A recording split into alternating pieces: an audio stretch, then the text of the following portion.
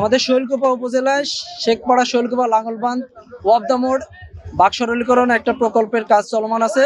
উক্ত প্রকল্পের আওতায় প্রায় 10টার মতো বাঁক রয়েছে, যেই বাঁকের অংশগুলো ভূমি অধিগ্রহণ সম্পন্ন হয়েছে 2025 সালের 20 এপ্রিল। এবং এই অধিগ্রহণকৃত জায়গার যে আজকে দেখতেছেন যে আমাদের রোডসের যে অধিগ্রহণকৃত জায়গা, সেটা স্থাপনাগুলো অপসারণ করা হচ্ছে। এবং এখানে দুইটা মৌজা ছিল, একটা হলো ডাউটিয়া আর একটা চাকিরগাতি। এই দুইটা মৌজায় আমরা আজকে 2.29 একর জমি আমরা উচ্ছেদ করতেছি। এবং এই উচ্ছেদকৃত যে মালামালগুলো আছে সেগুলো আমরা স্পট নিলামের মাধ্যমে নিলামকৃত টাকাটা সরকারি কোষাগারে জমা প্রদান করা হবে। কারণ তাদের তো এক সপ্তাহ ধরে